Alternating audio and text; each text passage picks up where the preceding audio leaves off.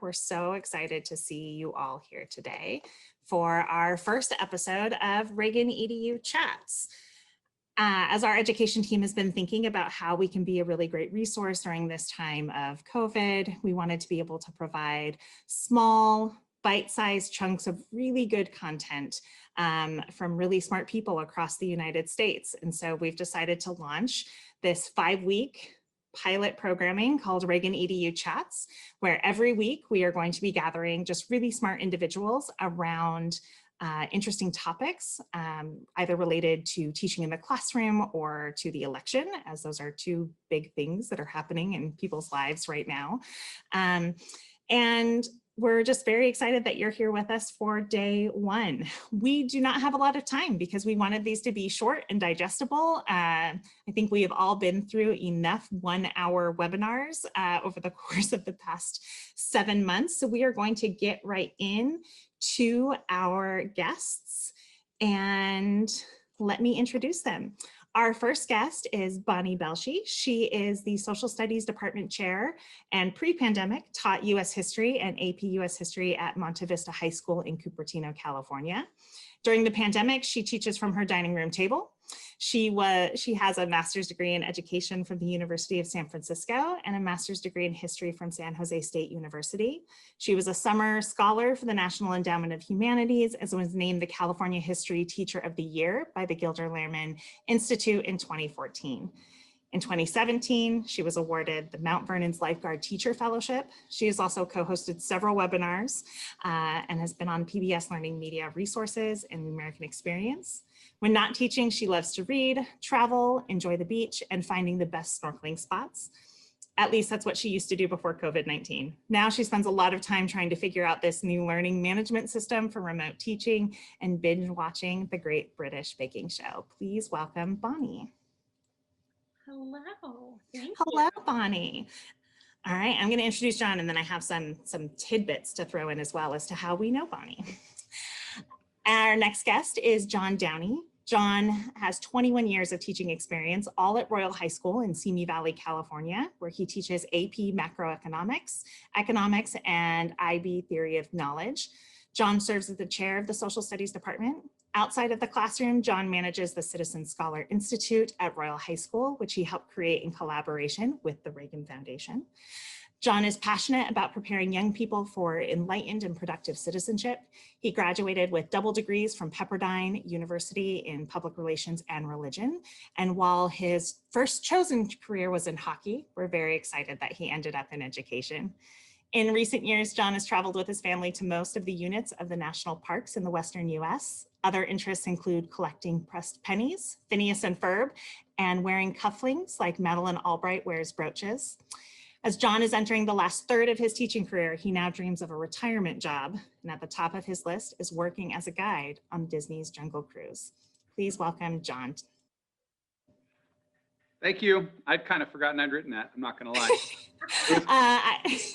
I love what you both wrote, and I will tell the audience that I did ask you to, give a little personality to bios, because I think during this time we miss people and what makes people tick, and we are so much more than just what our professional bio says. Well, I'm very excited to have Bonnie and John here for us to talk about what engagement looks like in the classroom. Bonnie and I met several years ago at our favorite conference, the National Conference for, it does, for history nerds around, it's like you're at a concert. The National Council for History Education, and it's always a highlight to be able to connect with her on an annual basis there and at NCSS. And John is a professional partner and friend right in our backyard at the Reagan Library. We are so lucky to have someone like that who is consistently a supporter of us and allows us to be a supporter of his work and his students. Well, so thank you both for coming here today. Happy to be here. The other piece that I'll let our viewers know is this format is really meant to be conversations over coffee. It's not going to be a webinar, so I did ask everyone to bring a mug with their coffee. My mug is a combination of the two of these individuals. It is a Women of World War II from the World War II Museum. that my father sent me during COVID. But I gave a talk at John's school about Rosie the Riveter, and she's right here on the cup. And Bonnie and I have bonded over our love and passion for teaching women's history. So thank you for giving me the opportunity to share my amazing mug. Mhm. Bonnie, what did you bring with us today? What's your mug? Mine is a handmade mug from Hatteras, North Carolina, for my favorite bakery there called the Scratch Made Snackery. And it reminds me that travel will happen again. I will get back there one day. John, how about you? I know you're also a big travel bug. In fact, I am. And this was a gift from my sister. These are Muppets. And as I was trying to figure out why I brought my Muppets mug today, I was thinking that I kind of feel like Kermit the Frog, right? We all remember the Muppet Show, maybe? And so you remember Kermit was always flabbergasted by everything going on around him, but he somehow kept the train on the rails. Absolutely. So, and I can also tell you that like there are other characters too, like the Swedish chef. I like that guy. And if we've all been in Zooms like this, when somebody's Wi-Fi starts to go a little bit weird, we all sound a little bit like the Swedish chef. And so it's like totally unintelligible. And I just go, yeah, hey, you got that right. Nice job. Yep, absolutely. All right, so we're going to dig right into our topic. Like I said, we don't have a lot of time today, but I'm curious, how has that transition from in-classroom teaching to now virtual teaching full-time, not just chaos teaching, which was happening last spring. How has that been for the both of you? Who wants to take that one first? I'll start. So we not only are full-time remote, but we added a brand new learning management system this year. So you take pandemic teaching and then you add on an entire new LMS that we had never used before. No one knew, brand new to this. The first couple of weeks, there were some rough patches. I'll be honest, we still are not fans of the system, but students and teachers alike, that's how we've bonded. We blame it, I won't give the name of it, but we can blame it for anything that goes wrong, and we just do that together. That's good. Yeah. You're finding it as a unifying experience between students and teachers. John, how's the transition been for you?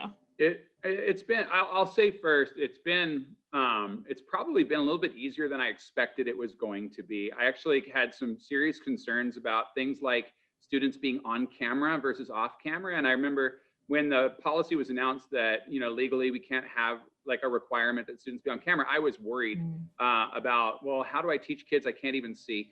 Truthfully, it's been, that part of it hasn't been as hard. However, the biggest hurdle by far is the fact that we've made a decision to compress our schedule so that when we do go back to in-person, we're not going to have 6 class periods in a day. So the way we've compressed the schedule is we've broken the semester, which is 18 weeks, into 3 terms of 6 weeks each.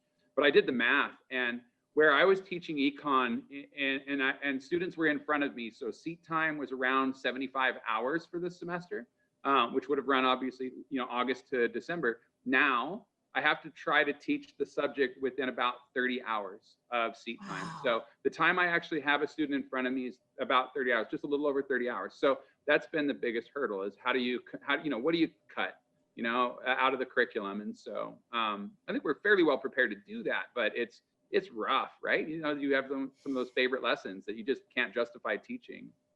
Right.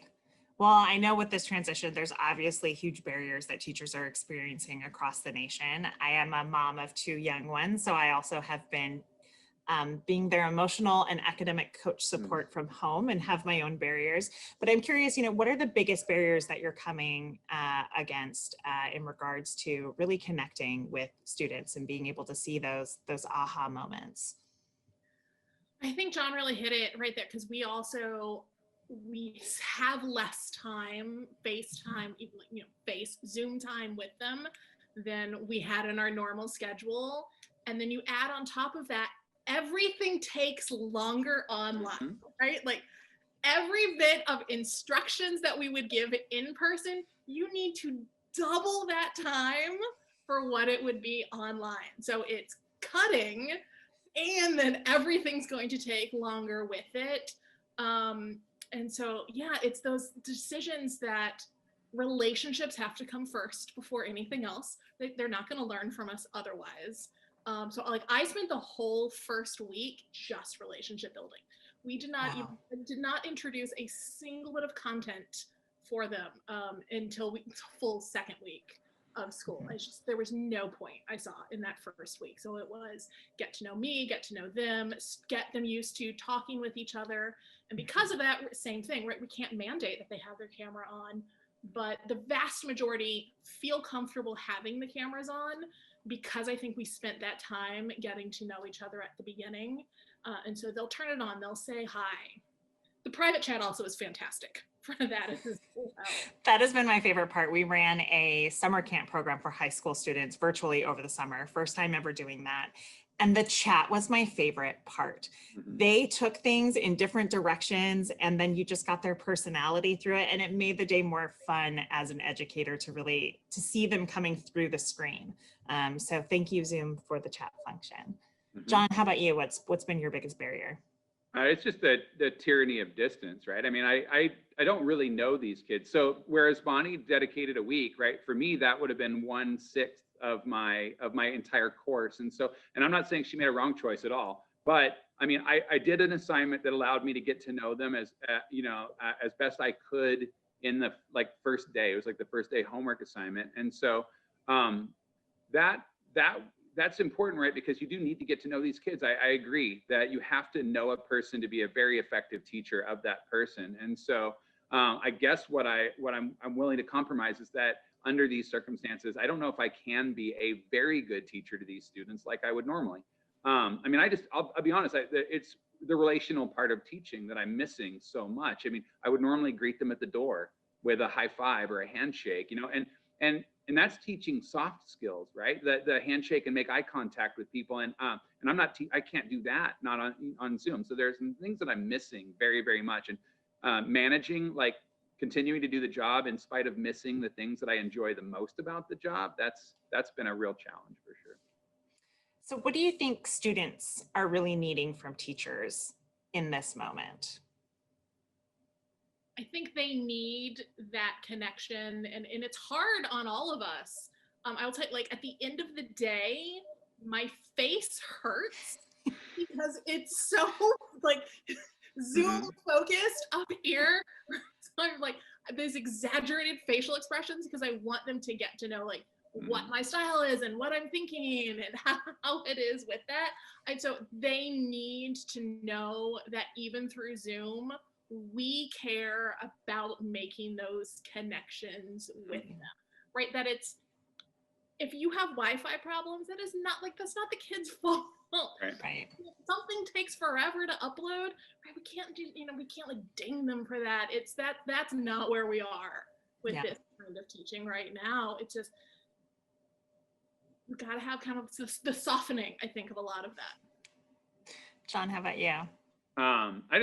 For me, I'm trying to, and not just in my classroom teaching, Zoom classroom teaching, but just in every way possible, I'm trying to make sure that the things that we've always done, we're still doing in some way. It's not the same, but I'm trying to do as much as I can. So clubs, for example, I've spent as much time, in fact, more time than normal, working with our Key Club as a faculty advisor, running our CSI program. And so we have a Brown Bag Lunch speaker series, and we've already had about 15 speakers so far this year. And so doing things that we always do, just doing it in this new way, provides that normalcy for students that I think is very, very important, right? That routine. Because I think that's what the students are missing, right? They don't get out of their house to come. I'm coming to work every day, and I benefit from the routine of, there's not a bell schedule in the same way that there used to be, but I still benefit from that routine. And so I think that's what they crave. That's what they need, that normalcy. And so trying to recreate that as best we can is what I'm trying Absolutely. to do. Absolutely. Give them spaces where it's not so teacher focused with this, right? Put them in the breakout rooms with the work that they're doing, make sure they understand that, but then don't need to be in those every single moment with them, right? Because just like they were in the classroom, there would be times where it's okay if they're having this little other chat that you have with it. So I think we need to kind of allow some of that freedom that comes with it, rather than everyone on Zoom all together as a class, just on the teacher. Like, you give them that space back to have that social interaction that comes with being at school. We learned that lesson hard with our student leadership program this summer. I'm a big fan of feedback, and I want honest, hardcore feedback. And high school students, they'll give it to you. If you give them permission, they will bring it. And what we learned from session 1 is they said, you know, those sessions where you all went away and we were able to do things together, those were better. We were like, right, okay, less professionals, more student FaceTime. And we made those changes, but it was something that we were nervous about of how do you do that in a virtual setting. So where are you finding at this moment, like what are your big successes? Where are you finding those connections happening with students at this moment? I got this idea, I will admit, from teacher TikTok. If you are not on TikTok, I actually highly recommend it. There's a lot that's probably garbage on it, but there's a lot of really good stuff that you can find too. And I got this idea from another teacher who was on there. She asked her students, like, what are their assumptions that they have about the teacher now that it's been like a month, 6 weeks into school. And so I did that with my kids. I put up a Google form. I'm like, now that you've met Ms. Belshe, tell me what your assumptions are. Like, lighthearted, let's have some fun. And it was both informative and hysterical, like to see what are they getting from me that I might not realize with that. Like, some of them are so wrong, but like very funny wrong. And some kids, I'm like, oh my God, like, have they seen me around? How do they know these things? That's one I highly recommend that people do.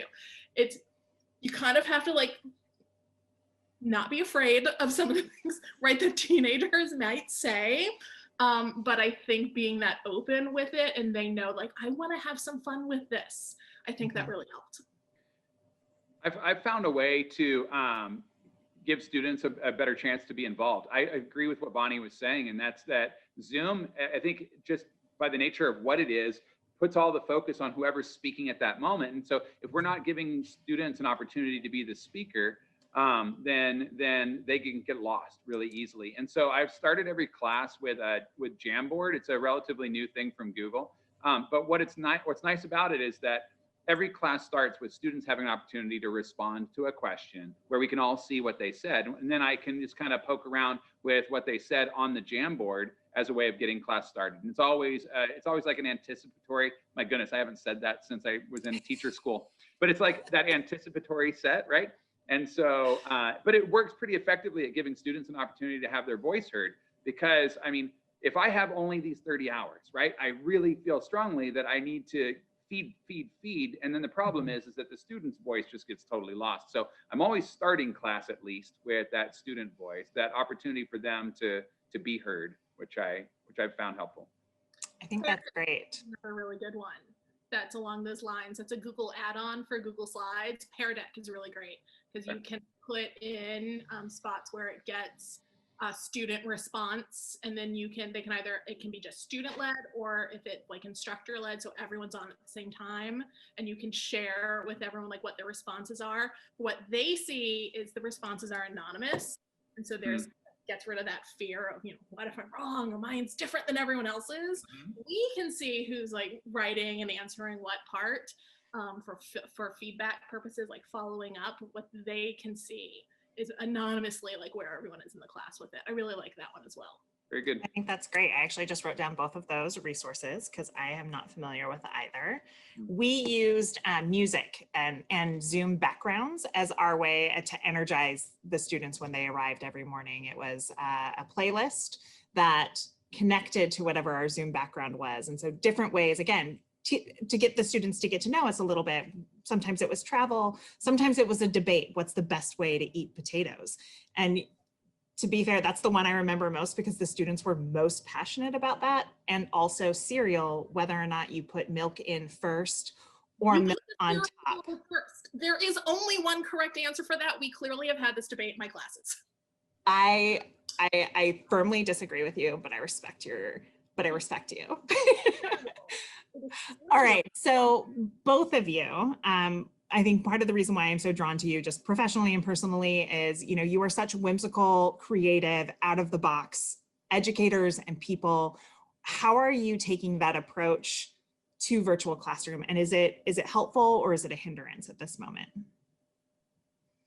I'm going to start by just saying I really appreciated that breeze that I felt right there. Our mascot is the Highlander, and I felt like a little wind was blowing up my kilt. And so thank you. Thank you very much. Out of the box educator is going to go on my curricula verite. Did I say that right? CV? No, verite. Yeah, something like that. Anyway, wow. I'll tell you what, I found that my things that are very, very important and always have been, that is being flexible and being resilient. Right? Those things are being challenged very, very much right now. And so if I'm doing anything, right, that is out of the box, I don't think either of those things are out of the box, but like, if I can be those things, it helps me to find a way through it all, right? So to be as resilient as I can possibly be. So, wow, I'm still just spinning from the accolades. Thank you. Yeah, that You're was welcome. amazing. I am finding that I need to put more explicit structure into my lessons than what I do when we're in person, because when we're in person, it can be very much like, right now, I've just had this idea, let's go with it. And the kids have always been like, in class, they're like, okay, let's try. Like, that just can't work online. It's got to be True. prepped and prepared and this structured and ready to go. So for me, I'm finding it's a little bit of a hindrance. However, it does mean that I'm trying to not do the same thing every time. Like, want to have routines for them, but not to the point where it gets like rote with it. I think that's what it is finding what's that line between routine, but keep it interesting. Yeah, absolutely. I'm going to let our attendees know that in just a few minutes, we are going to ask attendees if they have any questions for our panelists. So please feel free to send in a question via the chat. I believe you also have the ability to upvote questions in case you really love someone else's. All right, I am a big fan of embracing a fail forward approach to life. Like, I go in and I try, and if I royally just fall on my face, I get back up, figure out what tripped me up and move forward. What has been the biggest flop so far? I'll tell you that it is about impossible to be funny while teaching on Zoom. And so I'm pretty confident that I am a funny person in the classroom. I can be funny.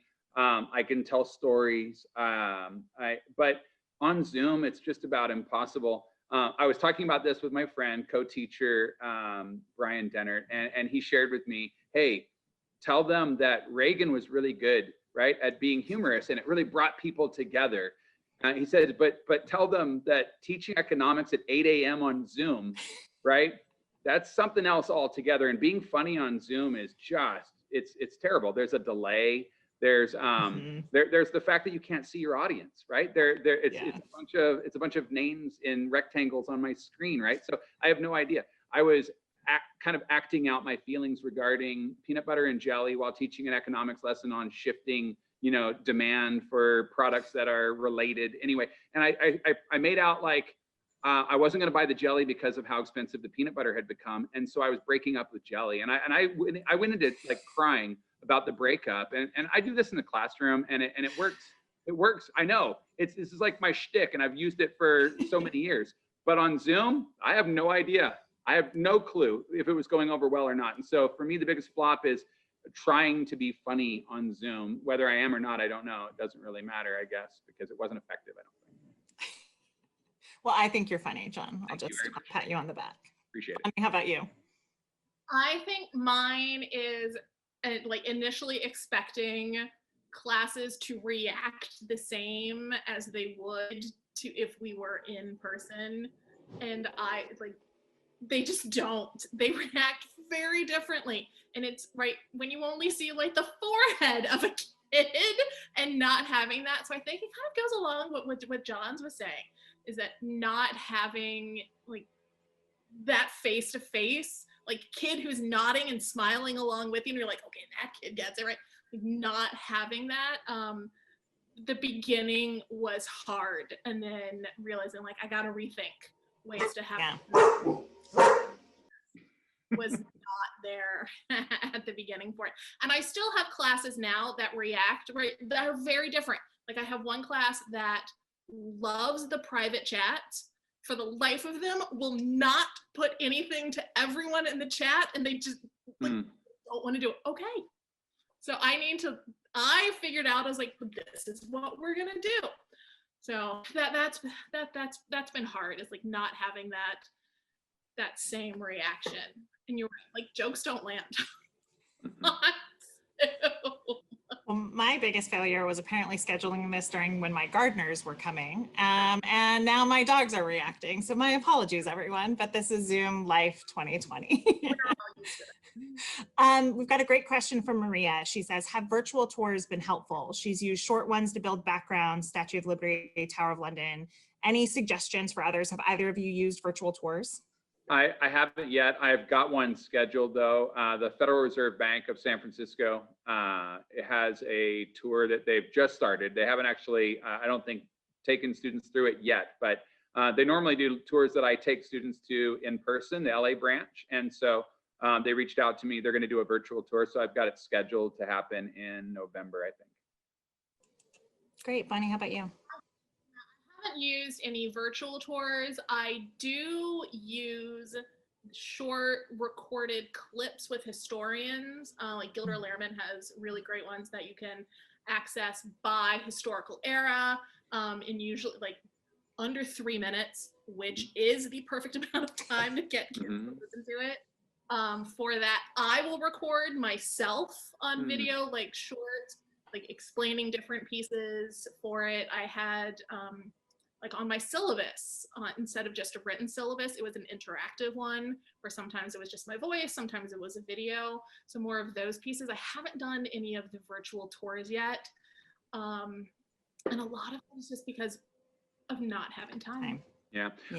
I saw the question from Tony, which is related, right? Tony in the Q&A asked a question about or like, what are we doing now that we will probably use once we go back to normal school? And so Bonnie, you talked about how, you create some video, which is odd, right? We wouldn't really think about doing that before, but I have found that for like a homework assignment that might have some complex instructions, normally I would just give those instructions in class and then send the students off to do it at home. It makes a lot of good sense to just record that video and then plug it in with the instruction or in with the assignment, like in Google Classroom. And so I'll definitely use the recording myself feature significantly more than I ever used to. Same. That's the exact one that like I want to take and use and continue with, because it does really help with that. Another one that I would love to figure out a way to take is that idea of the private chat for the questions, like maybe a Google form or something at the beginning of class, like where they can like be putting in questions for it. Because I also, and if any of my students are listening, I will deny this later, I sometimes fake questions in the private chat if I think they should have had a question about something, but I'm not seeing it come up. We'll be like, oh, here's a question. That's brilliant. That's a good tool. It is. I am amazed because we've kind of come to our time. And I know that we could probably keep talking about this forever. I do want to say, though, as a community partner and also as a parent, how much respect I have for all the educators across the US right now that are being so incredibly flexible and really showing up for students on a daily basis. I see it every day in my home, but I don't want to start crying. It brings tears to my eyes of how passionate you are to do the work. And it's so much more work than what you were doing before, to show up and be there for our students and our kids. And I just want to say thank you to the two of you, and thank you to just educators across the board. And we are here as a resource. The Reagan Foundation and the Education Department, we want to continue to help So I saw my great colleague put in the chat, we just put up a virtual learning hub, which has some virtual tours in case, you know, your students want to come and be able to see what our library looks like. We also have a brand new online simulation, which we usually run in person, which we've transitioned to an online virtual event. You can use the code October200 to get a really great discount, but it's a fully immersive simulation that you can bring your students to. And if there's something that you think that we can be useful for, we are open to new ideas and collaboration. So please feel free to reach out to us. I want to thank Bonnie and John so much for your time. I miss both of you so much.